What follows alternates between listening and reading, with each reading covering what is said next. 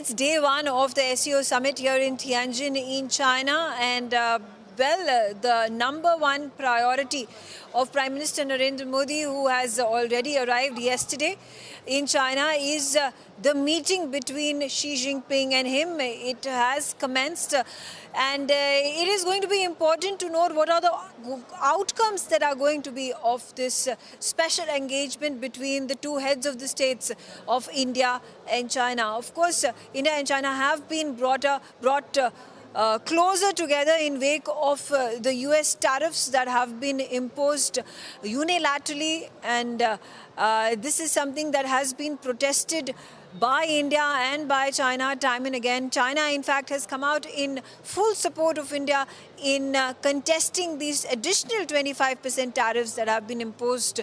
The pretext that has been given by the American administration is that India is, quote-unquote, fueling the war in Ukraine, which India has vehemently denied and refused to accept and accede to.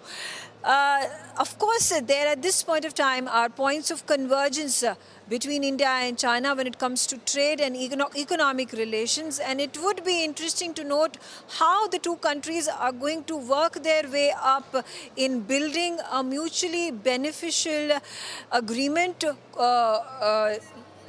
to build these resilient supply chains that are going to allow for India to decouple from the dollar, for China to decouple from United States of America. It is, in fact, it has been this massive tectonic shift, because just until a few months ago, all the feelers were being sent between United States and India to come together, build their strategic partnership, elevate it into bilateral trade relationship, but all that has been completely dismantled in wake of the tariffs that have been imposed by US President Donald Trump. The earlier plan under which India and United States were working was to build a structure, to build a forum, to build a relationship that is going to challenge the Chinese hegemony in Asia and its growing ambitions of becoming the number one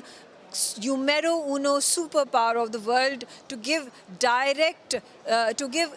to give a strong challenge to America. But with the tariffs that have now been imposed, there are a number of countries, including India, that have that have forced these countries to alienate themselves from United States of America and come closer to China and the other nations that are in support of fighting against the American tariffs. The number two issue, of course, when we talk about normalization of ties, just until a few months ago, the strains between India and China were palpable. This was the residue that remained from the 2020 Galwan clash that had happened. But since then, I think it's been a year now, ever since the disengagement of the PLA troops that has happened along the line of actual control, that has allowed for the thawing of these strained ties between India and China. This was in fact coincided with Prime Minister Narendra Modi meeting President Xi Jinping on the sidelines of the Kazan BRICS summit that had taken place in October last year in Russia. And that was an indication of how ties were looking to become normalized between both the countries now. And of course, point number three, with regards to how Xi Jinping is looking at building his image as an alternative force to reckon with against United States of America. So while there are the traditional groupings like NATO and G7 and G5, which are dominated and influenced largely by the West, which is led by the United States of America, is China now a new leader that has emerged, that has the power and which has the power and the influencing level to bring countries, to muster up as many countries as it possibly can, to bring about a show of strength to the rest of the world. So keeping that in mind, there are 24 nations that are participating at the SEO summit. There are 10 member nations. The newest entrant to the 10-member nation SEO summit is the grouping is Belarus.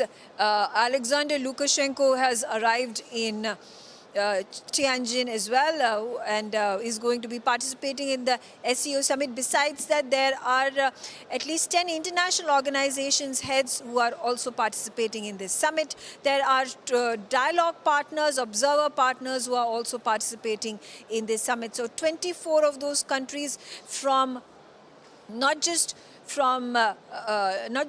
not just India, Russia, China, but it is also the Central Asian countries, Kazakhstan, Kyrgyzstan, Uzbekistan, Tajikistan. We also, like I said, the newest entrant, Belarus. We've also spoken about the Middle Eastern countries that are participating in it, which include Qatar, Kuwait, Saudi Arabia, UAE. We have Turkey, which is also a NATO member, which is an important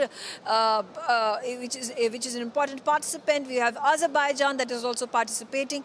Not to mention there is Cambodia and Vietnam that are also participating as observer nations in this grouping. So this is an overarching theme that President Xi is wanting to build for himself and his country as an alternative superpower to the United States of America, and I think he has been able to perform and execute it with certain success. In the meantime, India also continues to push its agenda for the SEO to fight for ensuring regional security, regional cooperation, and particularly actions that need to be taken to counter cross-border terrorism. The Pahalgam terror dastardly attack is a point that needs to be a point that has been raised by India time and again, and